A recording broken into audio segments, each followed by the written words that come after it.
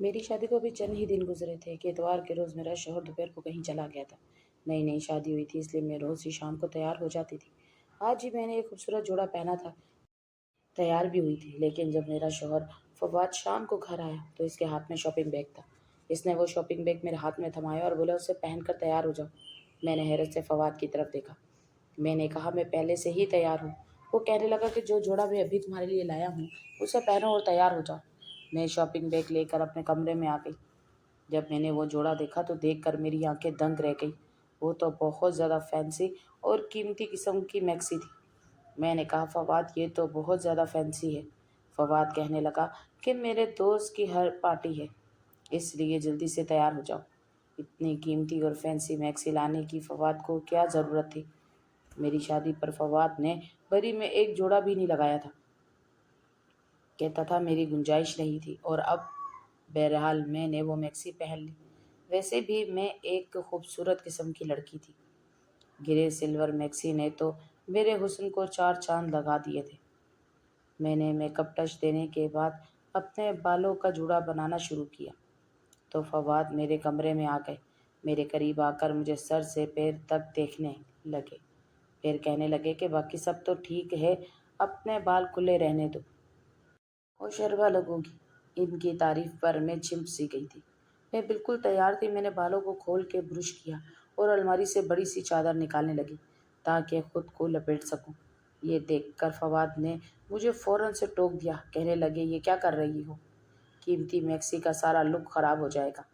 میں نے کہا فواد میں یوں تو باہر نہیں جا سکتی، آپ خود دیکھیں، یہ میکسی کافی تنگ اور چست ہے، پھر اس کا دوپٹہ بھی نیٹ کا ہے، جسے لینا نہ لینا برابر ہے۔ فواد کہنے لگا کہ مجھ سے بحث مت کرو، ویسے بھی میرا دوست اپنی گاڑی اور ڈرائیور بھیج رہا ہے، تمہیں گھبرانے کی ضرورت نہیں ہے۔ کچھ ہی دیر میں فواد کے نمبر پر کسی کی کال آئی تھی۔ وہ فون پر کہنے لگا ہاں ہم لوگ تیار ہیں، پھر مجھ سے کہنے لگا کہ چلو ڈرائیور آ گیا ہے۔ فواد ایک متوسط گھرانے سے تعلق رکھتا تھا، میرا تعلق بھی ایسے ہی گھرانے سے تھا۔ میں جانتی تھی کہ میرا شوہر کوئی لینڈ لارڈ نہیں ہے۔ فواد کے پاس گاڑی نہیں تھی، ایک پرانی سی موٹر سائیکل ہی تھی۔ گھر بھی چھوٹا سا تھا۔ شادی کی رات ہی اس نے مجھ سے کہہ دیا تھا کہ اس کی تنخواہ بس اتنی ہی ہے کہ مہینہ بعد میں ختم ہوگا اور تنخواہ پہلے۔ میں نے بھی کوئی اعتراض نہ کیا تھا۔ شادی کے ان 8 دنوں میں نے فواد سے کوئی بھی فرمائش نہیں کی تھی۔ وہ اکیلے ہی رہتے تھے، چھوٹا سا فلیٹ تھا۔ میں نے شادی کے اگلے دن ہی کچن سنبھال لیا تھا۔ فواد مجھ سے کہتا تھا کہ شادی پر بہت خرچ ہو گیا ہے، اس لیے میں نے بری کے جوڑے نہیں بنائے اور چند ماہ یوں ہی گزارنے پڑیں گے۔ اس لیے مجھے حیرت ہوئی تھی کہ جب فواد کی گنجائش ہی نہ تھی تو اتنی قیمتی میکسی لانے کی کیا ضرورت تھی، وہ بھی بس ایک دعوت پر جانے کے لیے۔ میں نے جہیز کے کافی فینسی سوٹ بالکل نئے موجود تھے، میں ان میں سے ہی کچھ پہن لیتی، لیکن وہ ایک قیمتی میکسی میرے لیے لائے تھے۔ کم سے کم بھی اس کی قیمت 40 سے 50 ہزار تھی۔ کیا ضرورت تھی اتنا خرچہ کرنے کی؟ بہرحال فواد کے دوست کا ڈرائیور آ چکا تھا۔ ہم دونوں گاڑی میں بیٹھ گئے۔ وہ گاڑی خوبصورت علاقے کے بڑے سے بنگلے کے سامنے کھڑی ہوئی تھی۔ ہارن دیتے ہی فوراً سے چوکیدار نے دروازہ کھولا تھا۔ پارکنگ ایریا میں اس وقت 3 گاڑیاں پہلے سے موجود تھیں اور چوتھی ہماری تھی۔ سائڈ پر بنا باغیچہ بھی بے حد قیمتی اور خوبصورت پھولوں سے سجا ہوا تھا، لیکن وہاں پر اتنی لائٹنگ نہیں تھی جیسے کہ دعوتوں پر ہوتی ہے۔ فواد میرا ہاتھ پکڑے مجھے اندر لاؤنج میں لے گیا۔ میری میکسی کافی چست قسم کی تھی اور اس پہ ستم یہ کہ دوپٹہ بھی نیٹ کا تھا کہ جیسے میں اندر گئی تو اندر مجھ سوائے مردوں کے کوئی بھی نظر نہیں آیا۔ وہاں کوئی بھی خاتون میرے علاوہ نہیں تھی۔ یہ دیکھ کر میں بری طرح سے نروس ہوئی تھی۔ یہ کیسی دعوت تھی جہاں صرف مرد ہی مدعو تھے، خواتین نہیں؟ اور یہ اگر صرف مردوں کی دعوت تھی تو پھر فواد مجھے یہاں کیوں لے کر آئے تھے؟ ان ہٹے کٹے مردوں کو دیکھ کر میں بالکل فواد کے ساتھ لگ گئی۔ میں نے کہا فواد یہاں تو کوئی بھی خاتون نہیں ہے۔ وہ کہنے لگے سب غیر شادی شدہ ہیں، تو ظاہر سی بات ہے ان کی بیویاں کہاں سے آ سکتی ہیں؟ مجھے اپنے ساتھ لگائے وہ اپنے دوستوں کے پاس لے گئے۔ مجھے حیرت کا جھٹکا لگا اس وقت جب فواد نے میرا تعارف اپنے دوستوں سے کروایا۔ اور وہ مسافہ کے ارادے سے میرے سامنے اپنا ہاتھ بڑھانے لگے۔ میں یہ دیکھ کر پیچھے ہٹی تھی۔ یہ کون سا طریقہ تھا؟ پھر مجھے فواد کے دوست کچھ اچھے بھی نہیں لگ رہے تھے۔ عجیب تیز سی نظریں تھی سب کی۔ سب مجھے سر سے پیر تک دیکھ رہے تھے۔ ان کی آنکھوں میں ایسی بے باکی تھی کہ مجھے اپنے وجود پر چونٹیاں رینگتی محسوس ہونے لگی تھی۔ میرا دل بہت زیادہ گھبرانے لگا تھا۔ مجھے اس قدر بے چینی لاحق ہونے لگی تھی کہ فوراً سے اس گھر سے باہر نکل جاؤں۔ وہاں اس وقت 5 مرد تھے اور پانچوں کے ہاتھ میں کانچ کے گلاسوں میں براؤن رنگ کا مشروب تھا۔ سب کی آنکھیں نہ جانے کس جذبے کے تحت گلابی ہو رہی تھی۔ ایسا محسوس ہو رہا تھا جیسے نشے کی حالت میں ہوں۔ میں بے تحاشا گھبرائی ہوئی تھی، اس لیے فواد کے پاس جا کر ان کے پہلو سے لگ گئی۔ میں نے کہا، فواد مجھے یہاں نہیں رک رہا، مجھے آپ گھر چھوڑ آئے۔ کہنے لگے، تمہیں کیا ہو گیا ہے؟ کیا لڑکیاں لڑکوں کی محفلوں میں نہیں جاتی؟ مجھے گھبرانے اور ڈرنے والی لڑکیوں سے سخت چڑ ہے۔ مجھے با اعتماد لڑکیاں پسند ہیں جو ہر محفل میں جا سکیں اور انجوائے کر سکیں۔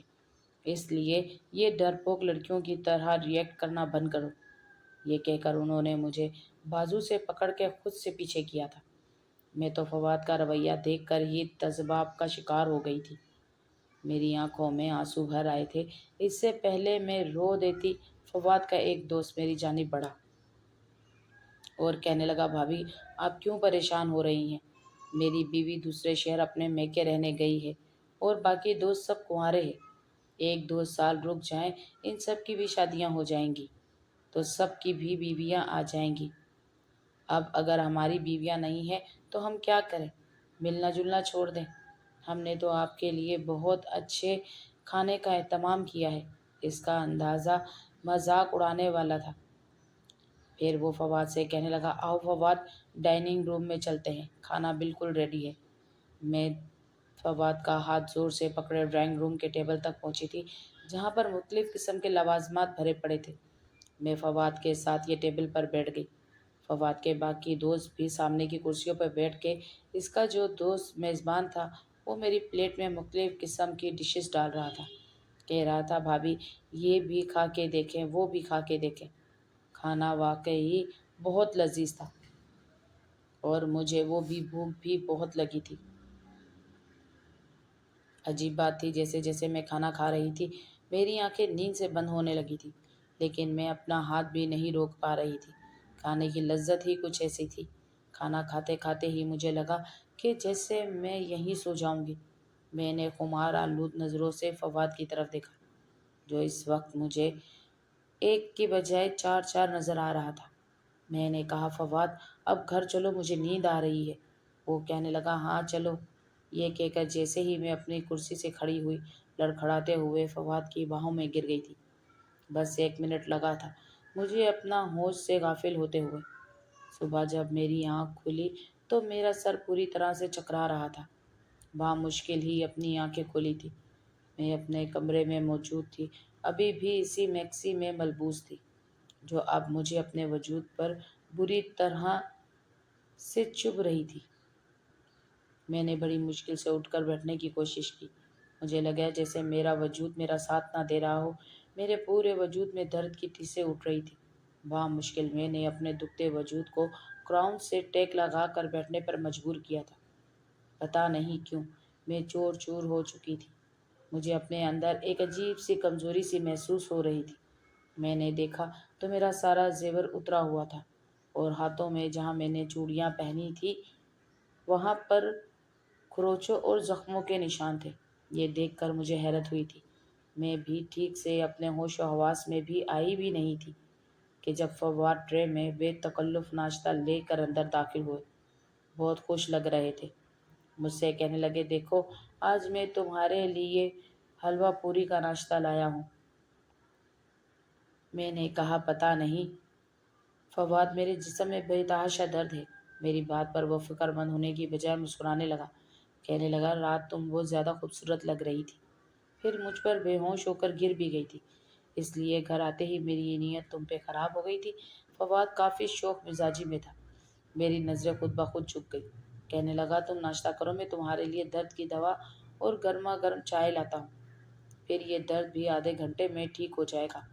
حیرت ہو رہی تھی کہ ان 8 دنوں میں تو فواد نے کبھی مجھ سے ایسی جنونی محبت کا اظہار نہیں کیا تھا، کیونکہ میرے پورے وجود پر زخم تھے۔ بہرحال اگلے روز تک میں کافی بہتر ہو گئی تھی، لیکن میں نہیں جانتی تھی کہ یہ سلسلہ چل ہی نکلے گا۔ اگلے اتوار پھر مجھے فواد نے ایک نئی میکسی لا کر دی۔ کہنے لگا تیار ہو جاؤ، دوست کے گھر دعوت ہے، اور پھر اسی دوست کے بنگلے میں مجھے لے گیا۔ اس بار تو اس کے دوست مجھ سے پہلے سے زیادہ بے تکلف ہے۔ کہنے لگے بھابھی آپ کے حسن کی تو ہم دیوانے ہو گئے ہیں۔ فواد تو بڑا خوش نصیب ہے کہ آپ جیسی بیوی ملی ہے۔ مجھے فواد کے دوستوں کے منہ سے اس طرح تعریف بری لگی تھی۔ میں نے غصے سے انہیں گھور کے دیکھا تو وہ ڈھیٹ بن کر ہنسنے لگے۔ میں سوچ چکی تھی کہ گھر جاتے ہی فواد سے کہوں گی کہ میں آئندہ ان کے گھر نہیں جاؤں گی۔ مجھے مردوں کی اس قسم کی بے تکلفی اور مذاق بالکل پسند نہیں تھا۔ اس بار بھی میرے ساتھ یہی ہوا تھا۔ جیسے ہی میں نے کھانا کھایا مجھ پر غنودگی سی طاری ہو گئی، پھر میں بے ہوش ہو گئی۔ اگلے روز میرا جسم درد سے چور تھا، لیکن میں نے ایک بات نوٹ کی تھی کہ فواد بہت خوش تھا، گھر پہ پھل بھی لانے لگا تھا، پیسے بھی بڑے کھلے ہاتھ سے خرچ کر رہا تھا، حالانکہ اس کی تنخواہ اتنی زیادہ نہیں تھی۔ پھر یہ روز روز کی عیاشیاں کیسے ہو رہی تھی؟ گھر آتے ہوئے وہ روزانہ اچھے سے ہوٹل کا کھانا ساتھ لاتے تھے، مجھ سے کہتے کہ کوئی ضرورت نہیں ہے تمہیں کچن میں اپنا آپ کھپانے کی، تمہارے خوبصورت حسن مانت پڑ جائے گا۔ کبھی کبھی تو مجھے فواد کی باتیں بڑی عجیب لگتی تھی۔ میں نے کہا کہ ہر عورت گھر کے کام کرتی ہے، مجھے بھی اچھا لگتا ہے کہ میں آپ کے لیے کھانا بناؤں، آپ کے کام کروں۔ کہنے لگے نہیں، تم بس اپنے حسن کا خیال رکھا کرو، اسے نکھارا کرو، خود کو سنوارا کرو۔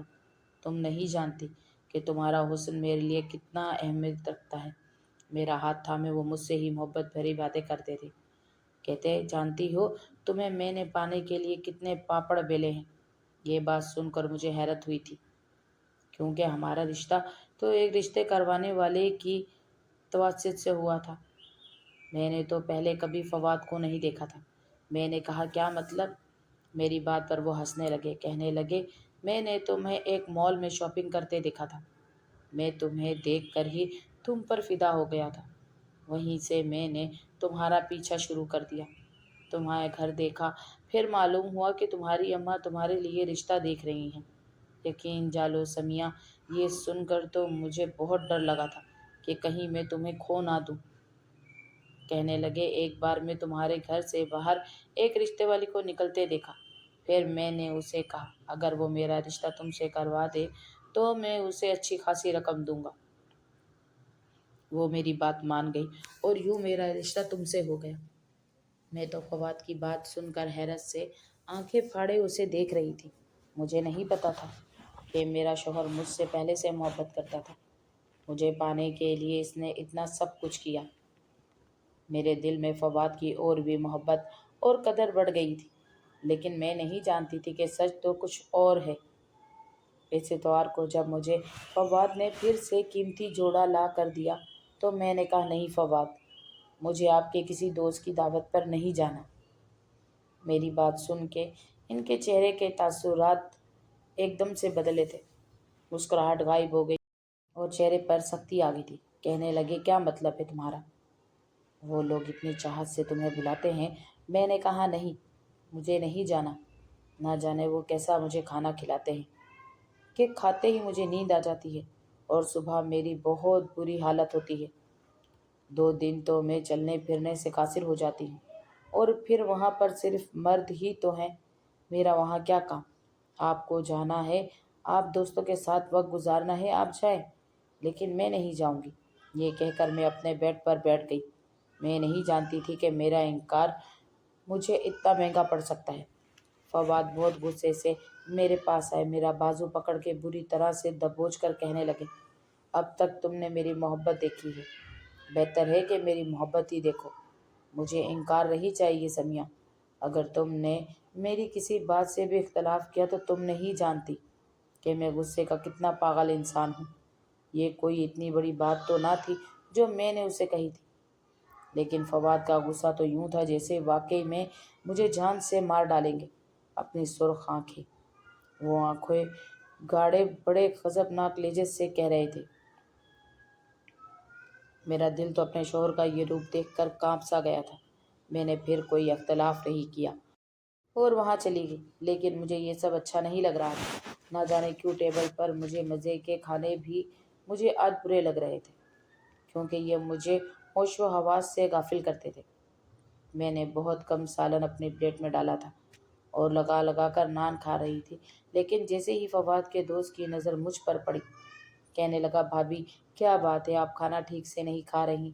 میں نے کہا، مجھے بھوک نہیں ہے۔ میرا یہ کہنا تھا کہ اس نے ایک عجیب طرح کا اشارہ فواد کو کیا تھا۔ یہ دیکھ کر میرے حواس گم ہوئے تھے۔ فواد نے سامنے پڑی بریانی سے میری پلیٹ بھر دی، کہنے لگے تھے، پورا ختم کرو۔ وہ گھورتی ہوئی نظروں سے مجھے کہہ رہے تھے۔ میں نے بامشکل ہی وہ چاول ختم کیے تھے اور کھاتے ہی میری وہی حالت ہو گئی تھی۔ اب تو مجھے فواد پر بھی شک ہونے لگا تھا۔ اگلی اتوار آنے سے پہلے میں نے طبیعت خرابی کا بہانہ کیا اور میکے چلی گئی۔ میری چھوٹی بہن کے رشتے کی بات طے ہو گئی تھی۔ چھوٹی سی منگنی کی رسم گھر پر ہی تھی۔ میری بہن شاپنگ پر گئی تو مجھے بھی ساتھ لے گئی۔ وہیں میری ملاقات فواد کے ان 5 دوستوں میں سے ایک کے ساتھ ہو گئی۔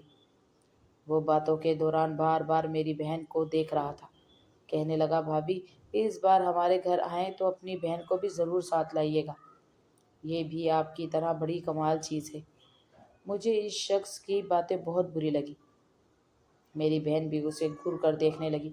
میں نے کہا، آپ کو تمیز نہیں ہے بات کرنے کی؟ میرا لہجہ بلند ہو گیا تھا۔ آس پاس سے گزرنے والے لوگ بھی وہیں کھڑے ہو گئے۔ یہ دیکھ کے اس شخص کو بھی غصہ آ گیا۔ کہنے لگا، تمیز کا مطلب پتہ ہے تجھے؟ ہم عورت دیکھ کر تمیز کرتے ہیں اور تو اس قابل نہیں کہ تیری عزت کی جائے۔ میں نے کہا، زبان سنبھال کر بات کرو۔ وہ کہنے لگا، کیوں سچ بہت چبھ رہا ہے تمہیں؟ تم 2 ٹکے کی عورت ہو اور مجھ سے تمیز کی بات کر رہی ہو۔ یہ لفظ سن کر مجھے اس پر اتنا غصہ آیا کہ میں نے ایک زوردار تھپڑ اس کے منہ پر مار دیا۔ اس تھپڑ کی گونج جس نے سنی، تمام لوگ وہاں کھڑے ہو گئے۔ کچھ کہنے لگے کہ محترمہ، اگر اس شخص نے آپ کے ساتھ بدتمیزی کی ہے تو ہم اس کی طبیعت ابھی صاف کر دیتے ہیں۔ کچھ نوجوانوں نے تو آستینیں چڑھا لی تھی۔ میرا جی تو یہی چاہا کہ کہوں کہ منہ توڑ دو اس شخص کا، جسے عورت سے بات کرنے کی تمیز تک نہیں ہے۔ میں نے سوچا کہ گھر جا کے فواد کو جا کے اس کی حرکت بتاؤں گی۔ وہ لوگ کتنے بدتمیز ہیں اور وہ ہر اتوار مجھے زبردستی ان کے گھر لے کے جاتے ہیں۔ ان کی نظروں میں تو کسی بہن بیٹی کی عزت ہی نہیں ہے۔ اس سے پہلے کہ وہاں کھڑے نوجوان ایک شخص کی اچھی درگت بناتے، وہ کہنے لگا کہ یہ بازاری عورت ہے، جسم فروشی کا کام کرتی ہے اور میں اس کا گاہک ہوں، بس یہاں پر تماشا بنا رہی ہے۔ میرا یہ سننا تھا کہ میرے ہوش اڑ کے رہ گئے۔ میں نے کہا، یہ بکواس کر رہا ہے۔ وہ یہ سن کر کہنے لگا کہ تم اتوار کو کیا کرنے ہمارے بنگلے میں آتی ہو؟ وہ بھی تب جب کہ تم جانتی ہو کہ وہاں تمہارے علاوہ کوئی عورت نہیں ہوتی۔ اس کے بعد جو بات اس شخص نے مجھ سے کہی، پہلے میرا دماغ چکرا کر رہ گیا تھا۔ کہنے لگا، اگر میری بات پہ یقین نہ ہو تو اس بار آنا اتوار کو ہمارے گھر، تمہیں میں اچھا سبق سکھاؤں گا، تمہیں تمہارا صحیح اوقات دکھاؤں گا کہ تم کیا ہو۔ میری بہن میری شکل دیکھ رہی تھی اور میں یوں پتھر کی بن چکی ہوں۔ بہت سے لوگ مجھے عجیب سی نظروں سے دیکھتے ہوئے وہاں سے چلے گئے۔ وہ شخص غصے سے بھرا پڑا تھا، مجھے گھورتا ہوا وہاں سے چلا گیا۔ میری بہن نے میرا ہاتھ پکڑا، مجھے گھسیٹتے ہوئے بازار سے باہر لے آئی۔ کہنے لگی، آپی یہ سب کیا بکواس کر رہا تھا؟ میں نے کوئی جواب نہیں دیا۔ میرا تو دماغ چکرا رہا تھا۔ میرا جی اتنا گھبرا رہا تھا جیسے ابھی میرے دل کو کچھ ہو جائے گا، وہ پھٹ جائے گا۔ مجھ پر عجیب سی بدحواسی طاری ہونے لگی تھی۔ میری بہن میری غیر حالت دیکھ کر مجھے میکے لے گئی، لیکن مجھے وہاں بھی چین نہیں آیا۔ میں فوراً سے اپنے گھر چلی گئی۔ گھر گئی تو فواد کا موڈ بہت خراب تھا۔ کہنے لگا، رہ لیا اپنی ماں کے گھر، اب اگر تو نے میکے رہنا ہے تو تم ورکنگ ڈے میں جا کر رہنا۔ ایک اتوار ہی کی تو چھٹی ہوتی ہے مجھے، وہ بھی تم میرا برباد کر دیتی ہو۔ میں نے کوئی جواب نہیں دیا تھا، کیونکہ میں کبھی بھی کہتی وہ غصے سے مجھ پہ بھڑکتا اور مکر جاتا۔ اس بار جب وہ مجھے اپنے دوستوں کے گھر لے کر گئے تو اس وقت اس کا دوست وہاں پر موجود نہیں تھا، جس سے میری ملاقات بازار میں ہوئی تھی۔ جسے میں نے آدھا کھانا کھایا، میں فوراً سے کھانسنے لگی اور واش روم میں چلی گئی۔ مجھے وہ کھانا اپنے اندر ہضم نہیں کرنا تھا، اس لیے میں نے اپنے حلق میں انگلی مار مار کر الٹیاں کی۔ جو کچھ کھایا تھا سب کچھ باہر آ چکا تھا، اس لیے مجھ پر نشے کا اثر نہیں ہوا تھا۔ میں باہر آئی اور بے ہوش ہونے کا ناٹک کرنے لگی۔ فواد نے مجھے اپنی باہوں میں لیا، کمرے میں لے گیا، مجھے بیڈ پر لیٹا دیا۔ وہ ابھی کمرے میں آیا ہی تھا کہ اس کے دوست بھی کمرے میں آ گئے۔ فواد کہنے لگا کہ اس بار میں ڈبل قیمت لوں گا۔ جو حشر تم لوگ رات بھر میری بیوی کے ساتھ کرتے ہو، وہ اب بیمار رہنے لگی ہے۔ تم لوگوں کے دیے ہوئے پیسے آدھے تو اس کی دوائی اور ڈاکٹر کے خرچے میں چلے جاتے ہیں۔ مجھے کیا فائدہ ہوا؟ اس کے دوست کہنے لگے کہ ہمیں منظور ہے، تم اس کی جتنی چاہے قیمت لے لو۔ میرا جی چاہا زمین پھٹے اور میں اس میں سما جاؤں۔ میرا ہی شوہر میری عزت کا سوداگر تھا۔ شوہر تو بیوی کا محافظ ہوتا ہے، اسی گندی نظروں سے بچانے کے لیے وہ دست گریباں ہونے سے بھی گریز نہیں کرتا۔ یہ کیسا شوہر تھا جو میرا ہی سودا کر رہا تھا؟ اس سے پہلے کہ وہ لوگ میرے ساتھ کچھ بھی غلط کرتے، پولیس موبائل کا ہارن بنگلے کے باہر بجنے لگا۔ یہ سن کر وہ سب گھبرا گئے تھے۔ میں یہاں آنے سے پہلے پولیس کو ساری انفارمیشن دے چکی تھی۔ جب تک پولیس اندر آتی میں اٹھ کر بیٹھ گئی۔ مجھے یوں بیٹھا دیکھ کر فواد اور باقی مردوں کے بھی رنگ اڑ گئے۔ میں نے اپنے شوہر کو گرفتار کروا دیا تھا، کیونکہ اسے خوبصورت لڑکی چاہیے ہی اس لیے تھی کہ جسے وہ کیش کر کے پیسے کما سکتا۔ فواد جیل میں بند تھا اور اسی دوران میں نے خلا کا مقدمہ دائر کر دیا تھا۔ مجھے طلاق بھی ہو چکی تھی، لیکن مجھے اپنے ماں باپ سے ایک شکوہ تھا۔ میری شادی اور رشتہ کرنے سے پہلے انہوں نے یہ تو دیکھا کہ لڑکا اکیلا ہے، مجھ پر گھر کی ذمہ داریاں نہیں ہوگی، ساس سسر کے تانے نہیں ہوں گے، لیکن یہ نہیں دیکھا کہ وہ کرتا کیا ہے۔ خدارا اپنی بیٹیوں کو بھی بیانے سے پہلے اچھی طرح تفتیش کر لیا کریں کہ کہیں کوئی فواد جیسا شخص ان کی زندگی میں شامل نہیں ہو جائے۔ کہانی کیسی لگی ہو تو اپنی قیمتی رائے کا اظہار کمنٹ باکس میں لازمی کیجیے۔